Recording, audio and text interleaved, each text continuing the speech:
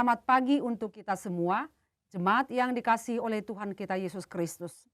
Sebelum kita melakukan kegiatan kita pada hari ini, mari kita memohon pertolongan kepada Tuhan.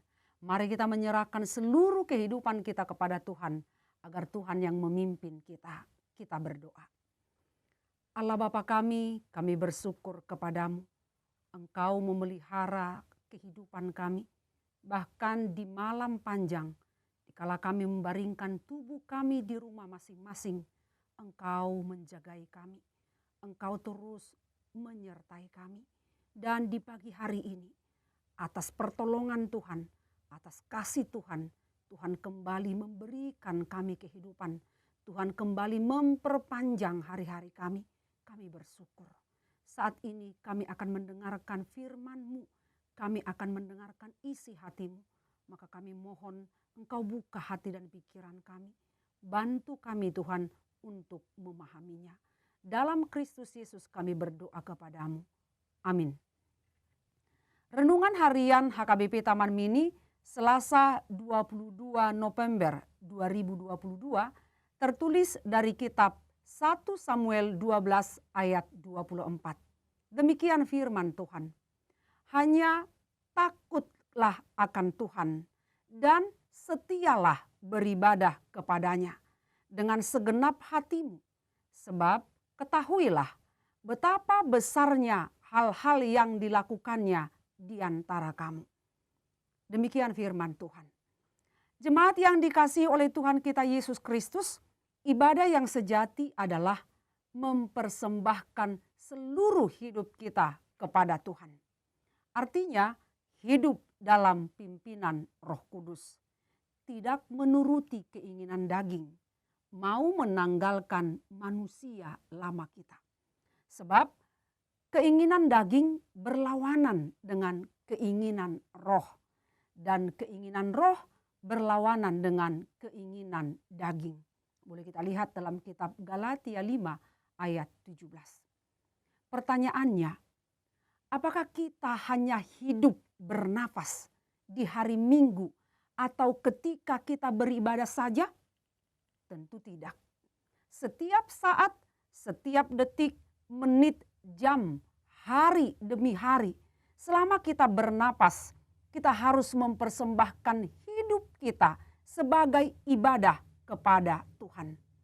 Tetapi dimanapun, kapanpun, dan dalam segala keadaan, kita harus menunjukkan hidup yang selalu beribadah kepada Tuhan.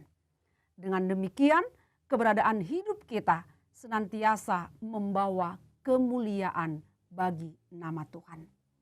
Seseorang dapat dikatakan beribadah kepada Tuhan apabila ia memiliki keakraban atau hubungan intim dengan Tuhan.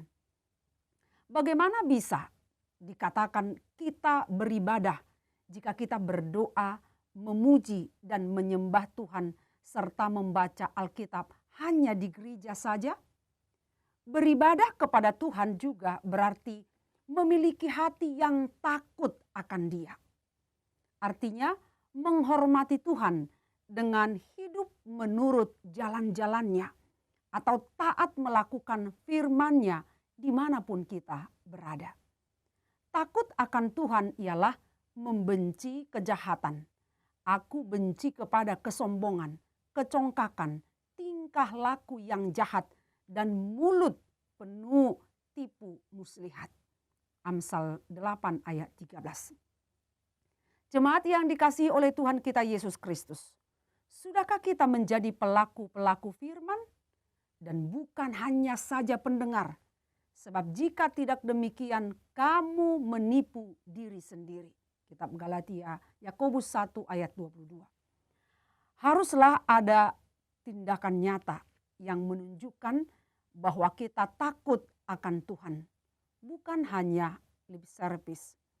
Kita pun dapat dikategorikan sebagai orang yang beribadah kepada Tuhan apabila kita melakukannya dengan penuh kesungguhan hati dan tidak setengah-setengah.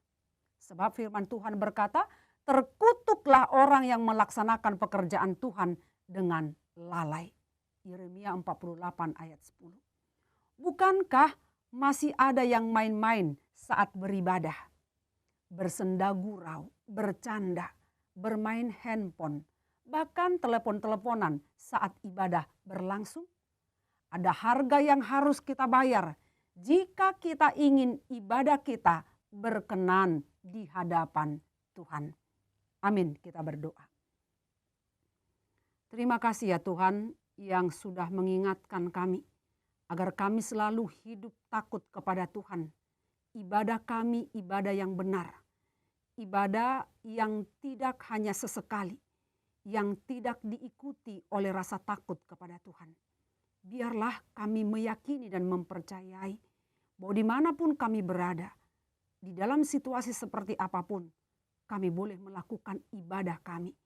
Ibadah tidak dibatasi oleh waktu, ibadah yang tidak dibatasi oleh tempat.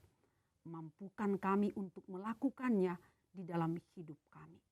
Ya Tuhan, Kau berkatilah setiap aktivitas kami pada hari ini.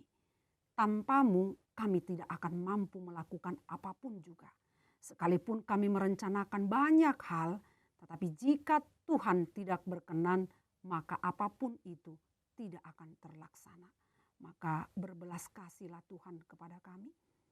Kau berkati setiap yang kami kerjakan. Kau hibur yang berduka. Kau kuatkan yang lemah.